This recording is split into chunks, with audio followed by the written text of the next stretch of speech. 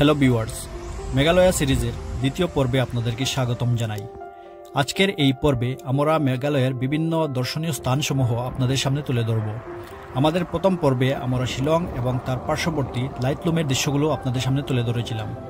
তো সেই লাইটলুম থেকে আমাদের চেরাপুঞ্জি পৌঁছতে পৌঁছতে প্রায় রাত 8টা বেজে যায়। তো আমরা সেখানে প্রথমে গিয়ে ডিনার করে ফেলি।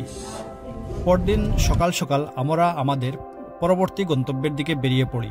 সেটি হচ্ছে নকখালিকাই ওয়াটারফল। সেই ওয়াটারফলে আমরা সকাল অ্যারাউন্ড 5টার দিকে পৌঁছে যাই।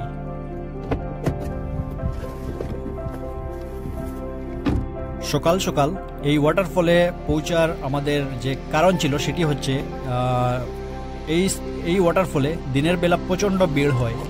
এই ভিউ পয়েন্টগুলোতে দাঁড়ানোর জায়গা পাওয়া যায় না। তাই আমরা ভাবলাম সকাল সকাল গেলে এই ওয়াটারফলের আমরা মনোরম দৃশ্য নিজের ইচ্ছে মতো নিতে পারবো, এবং সেটাই হয়েছে। আমরা যখন এই ওয়াটারফলে এসে উপস্থিত হই তখন সেখানে টিকিট কাউন্টারেও কেউ ছিল না এবং হোটেলগুলোও ছিল খালি। মানে আমরাই ছিলাম সর্বপ্রথম আসা ট্যুরিস্ট সেই দিনের জন্য।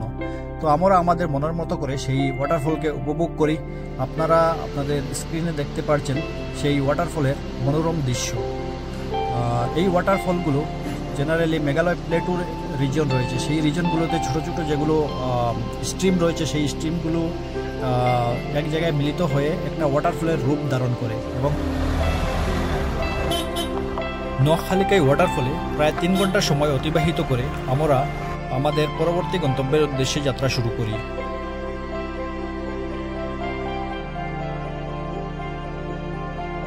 তো আমরা কিছু সময় পর খেয়ে আমরা এদিকে চলে যাব। এদিকে হলো ওয়েশিডু ওয়াটারফল বলে একটা ওয়াটারফল আছে, সেটাতে যাব।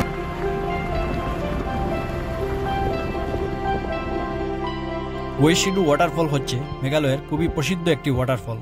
তো সেই ওয়াটারফলে পৌঁছতে আমাদের প্রায় সময় লেগেছে 1 ঘন্টা।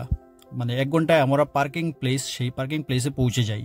তো সেখানে গিয়ে পর্যটকদের প্রচণ্ড ভিড় দেখে আমরা বুঝতে পারি সেই স্থান কতটুকু জনপ্রিয় রয়েছে মানুষের কাছে।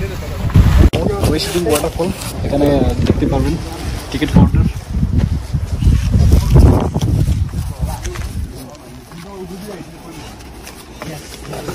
तो ऐसे ही पीछे तो नहीं जाता, फोन इसलिए कर रहा था क्या हुआ होता कि नहीं होती।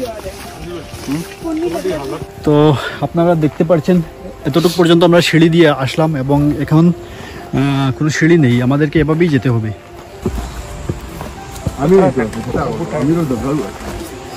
সেটা আপনারা এই যে নিচে দেখতে পাচ্ছেন। তো এভাবেই আমাদেরকে স্টিপ ওয়েতে আমাদেরকে নিচে যেতে হবে। তো এটা যদিও অনেকটা চ্যালেঞ্জিং, কিন্তু তারপরও অনেকটা আমি বলবো এক্সাইটিং। কারণ এইসব চ্যালেঞ্জের পরেই মানে এক্সাইটমেন্ট, যে জিনিসটা আমরা দেখবো সেটা দেখার পর যে এক্সাইটমেন্টটা আমরা পাবো, আমার বিশ্বাস যে এই কষ্টকে আমরা ভুলে যাব। আপনি কি বলছেন? তো ঠিক বটে।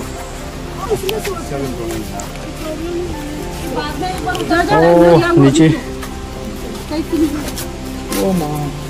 आप लोग आ जाओ, आ जाइए, आप लोग आ जाइए, कोई प्रॉब्लम नहीं है।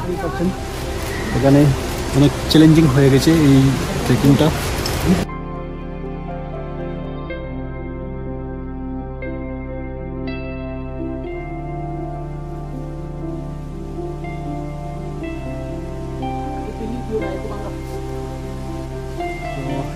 এরকম পাথর আমি দেখতে পাচ্ছি সব দিকে এরকমই পাথর রয়েছে। পানি ঝরছে পাথর থেকে, কারণ একটু আগে বৃষ্টি হয়েছিল। তো এরকম সড়ক দিয়ে আমরা নিচে যাব এবং নিচে গিয়ে কীভাবে ভিউ আসে সেটা আমি আপনাদেরকে দেখাবো।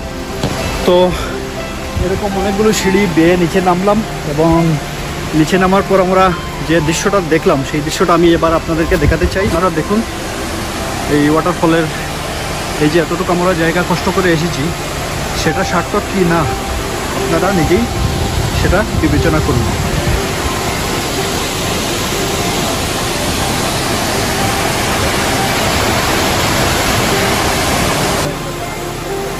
খুবই সুন্দর দৃশ্য। এখানে অনেক মানুষ আপনারা দেখতেই পাচ্ছেন, দূর দূরান্ত থেকে এসেছেন। এখানে সাইনবোর্ড রয়েছে, এখানে কি লেখা আছে? মোট কথা হলো আপনারা এখানে এসে কোনো রকম আবর্জনা ফেলবেন না। প্লাস্টিক বোতল যেরকম এখানে কেউ ফেলেছে, এই কাজগুলো দয়া করে এখানে এসে করবেন না। এখানে ডাস্টবিন রয়েছে, সেই ডাস্টবিনগুলো ব্যবহার করবেন।